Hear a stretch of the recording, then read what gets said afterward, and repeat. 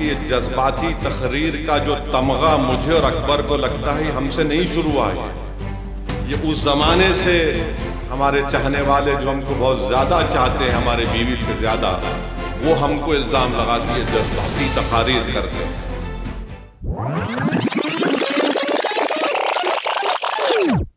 میرے قائد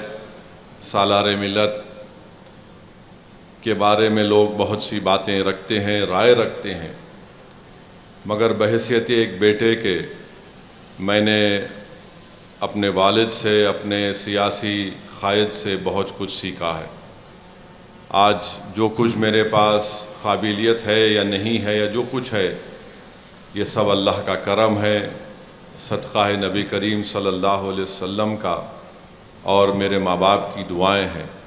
اگر اسد الدین اویسی کے پاس اگر کوئی سیاسی بصیرت ہے تو وہ میرے مرحوم قائد کی تربیت ہے۔ مجھے اچھی طرح یاد ہے کہ 1984 میں جب مجلس اتحاد المسلمین کے ایم ایل ایز کی تائید کی ضرورت پڑی ناڈیلا بھاسکر راؤ کو، تو میں آپ کو یہ بتانا ضروری سمجھتا ہوں کہ ہمارے ملک میں بہت سے اسکالرز ہیں، تھنک ٹینکس ہیں، پی ایچ ڈی ہولڈرز ہیں، جو بہت کچھ لکھے ہیں مسلمانوں کی پسماندگی کے بارے میں، مگر ایک بات آپ کو سمجھانا چاہوں گا کہ کسی بھی قوم کے مستقبل کو اگر اچھا کرنا ہے تو اس لیڈر اور قائد کے پاس ایک وقت آتا ہے، اور اگر اس لیڈر اور قائد میں یا سٹیٹسمین اگر ہے اور اللہ ان کو توفیق دیتا ہے، اہل دل کی دعائیں ان کے ساتھ ہوتی ہیں، تو وہ ایک فیصلہ اس قوم کے مستقبل کو طے کرتا ہے۔ اور ایسے کئی وقت آئے ہوں گے ان تمام سیاسی قائدین کی زندگی میں، میں کسی پر تنقید کرنا نہیں چاہوں گا، مگر اللہ نے سالار ملت کو ایک موقع دیا کہ وہ ایسا فیصلہ دیں جو اس قوم کے مستقبل کو بدل سکے، جو اس قوم میں ایک انقلاب برپا کر سکے، جو اس غریب قوم کو علم کے ذریعے طاقتور بنا سکے۔ اور مرحوم قائد نے ایک فیصلہ لیا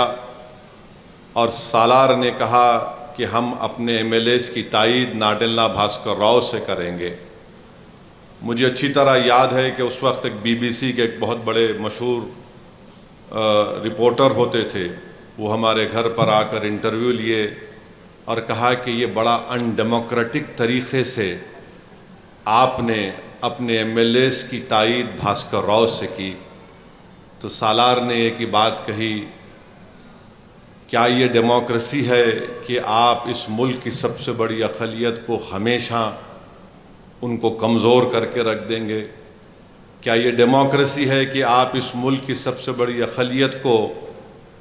ہمیشہ علم کے دروازوں سے دور رکھیں گے؟ کیا یہ ڈیموکریسی ہے کہ ملیانہ ہو، ہاشم پورہ ہو؟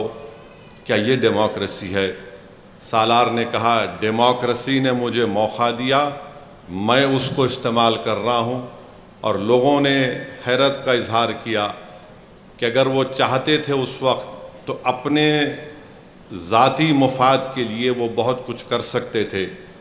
مرحوم قائد نے کہا کہ مجھے اپنی ذات کے لیے کچھ نہیں چاہیے، مجھے صرف ایک کاغذ کا ٹکڑا چاہیے۔ اور آرٹیکل 30 جو کانسٹیٹیوشن میں ہے، ہمارے آئین میں، جو ایک فنڈامنٹل رائٹ ہے، مرحوم قائد نے اس کے تحت ناڈیلا بھاسکر راؤ کی حکومت سے اس وقت کے آندھرا پردیش کے مسلمانوں کے لیے سالار نے کہا کہ میں ایک میڈیکل اور انجینئرنگ کالج کھولوں گا۔ تو میرے عزیز دوستوں اور بزرگوں، آپ کو بتانے کا مقصد یہ ہے کہ جب آپ کی زندگی میں ایسا کوئی موقع آتا ہے اور اللہ ہر ایک کو موقع دیتا ہے، تو اس موقع کے اوپر آپ کو یہ فیصلہ کرنا پڑے گا کہ کیا میں ایسا فیصلہ کروں گا جس سے اجتماعی طور پر پوری سوسائٹی کو، پورے معاشرے کو فائدہ ہوگا، یا پھر میں رسک نہیں لے کر صرف اپنی ذات کو محفوظ کر لوں گا اور اپنی ذات کے لیے فیصلہ لے لوں گا۔ سالار نے فیصلہ لیا، ہنسنے والوں نے بڑے مذاق بنائے مرحوم قائد کے کہ یہ شخص ہے جو جذباتی تقاریر کرتا ہے۔ تو آپ کو بتا رہا ہوں کہ یہ جذباتی تقریر کا جو تمغہ مجھے اور اکبر کو لگتا ہے ہم سے نہیں شروع ہوا،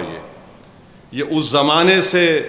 ہمارے چاہنے والے جو ہم کو بہت زیادہ چاہتے ہیں، ہمارے بیوی سے زیادہ، وہ ہم کو الزام لگاتی ہے جذباتی تقاریر کرتے ہیں۔ مگر سالار ہمیشہ یہ کہتے تھے، شاید اکبر اور صاحب اور حاجی میں اگری کریں گے، کہ اللہ جو ہے منزل منچلوں کو دے دیتا ہے، عقل مند سوچتے رہتا ہے منزل کے بارے میں۔